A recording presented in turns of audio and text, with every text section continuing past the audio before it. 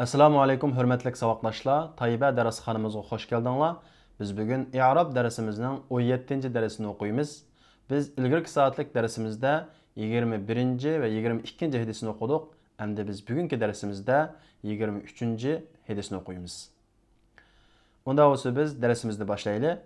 El-Hadithu Thalithu vel-Ashrun 23-cü hədis. An Abi Malik el-Harith ابن عاصم الأشعري رضي الله عنه قال رسول الله صلى الله عليه وسلم الطهور شطر الإيمان والحمد لله تملأ الميزان وسبحان الله والحمد لله تملأان أو تملأ ما بين السماء والأرض والصلاة نور والصدقة برهان والصبر ضياء والقرآن حجة لك أو عليك كل الناس يغدو فباع نفسه فمعتقها أو موبقها رواه مسلم. Biz aldı olan hadisinin tercümesini qilamiz. An Abi Malik el-Haris ibn Asim el-Ash'ari radiyallahu anhu'dan rivayet qilindi. U dedi Rasulullah sallallahu aleyhi ve sellem at-tuhuru şatrul iman. Paklık imanın yerimi. Paklık imanның yerimi. Vədəki at-tuhurdan bolğan məqsəd bütün umumiyizlik paklıqni göstərdi. Ən kiçik tarixləşdən başlap qalbning paklığı, hissi və mənəvi paklıq həmməni öz içində aldı. Paklıq imanның yerimi. Velhamdülillahi temla'ul mizan.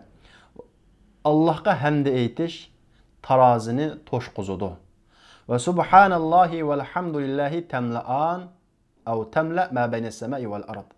Allah'ını pak deyip ve Allah'ını hamd deyip iki tesbih asman bilen zeminin otursun çoğu toşquzudu. Vessalatu nurun. Namaz yoruqluq. Yani Adem'e yol başlaydı. Vessadaqatu burhanun. Sadiqa hüccet. Bizim imanımızın hücceti. Vessabru diyaun. Sabır yoruqluq.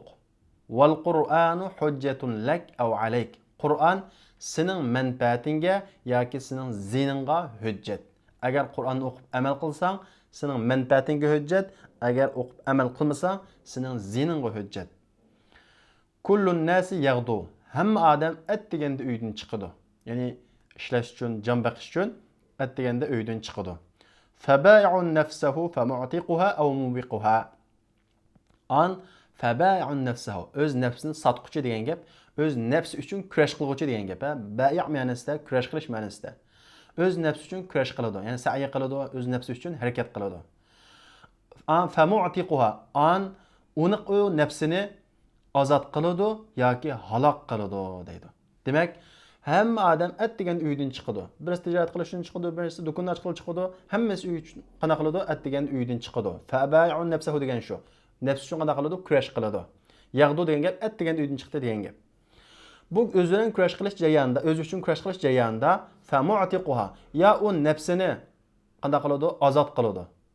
Allohning azobidan azat qiladi.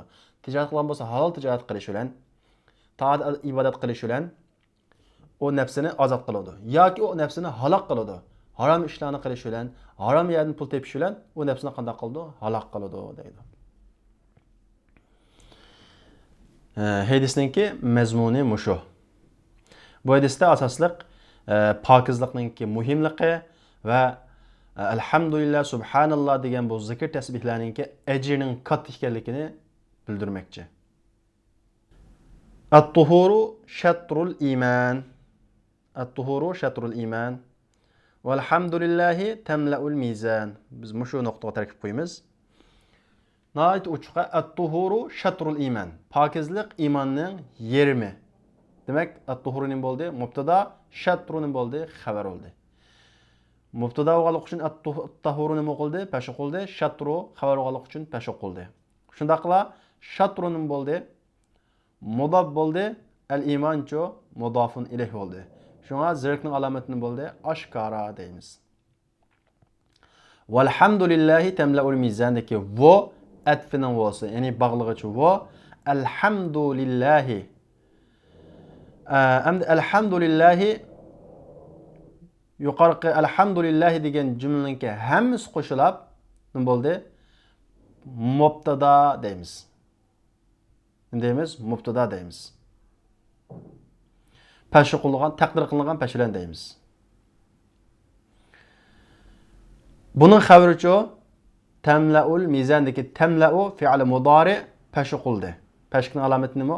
Oshkora. Buning fa'ili tegida yushrun nima deb taqdir qilinadi? Hiya. Tamlau yalla qo'yganlik uchun. Ammo bu tamlau degan fe'l alhamdulillahi degan bu mubtadaning nimasi? Xabari. Endi alhamdulillahga yana bir parchalsak, alhamdu nima bo'ldi? Mubtada bo'ldi. Lillahi jar majrur xabar bo'ldi. Biz buni yana bir butunlab tarkib qo'ygandan keyin alhamdulillahi Allohga hamd aytish. Qaranglar. Bir butun nima bo'ldi? Igi bo'ldi. Tamlaul mizan. Mizanni to'shqizdi. Tarozini qanday qildi? To'shqizdi. Bu vaqtda tamla uning bo'ldi, xabar bo'ldi. Alhamdulillahni yana parchalsak ikkisi alhamdu mubtada lillahi xabar bo'ldi. Ammo bu yerda alhamdulillahi mubtada tamla uning bo'ldi, xabar bo'ldi. Mizana tamlau degan fe'l mudorining nimasi bo'ldi? Maf'ulun bih bo'ldi. Maf'ulun bih nima o'qiladi? Zivar o'qiladi. Zivarlikning alomati qani? Uchuq zivar deymiz. Oxirdagi al-mizana. Endi sizlar tarkib qo'yadigan o'rin bu hadisdagi kullun nas yaghdu faba'i'un nafsahu. Mushaga sizlar tarkib qo'ysizlar. Bu sizlarga topshiriq. Unda bu saboqlashlar bugungi darsimiz mushayda oxirlashdi. Kelarki soatlik darsimizda ko'rishaylik. Assalomu alaykum. اطلب العلم أخي فهو درب به نور به ترقى به تحيا عالما حرا فخور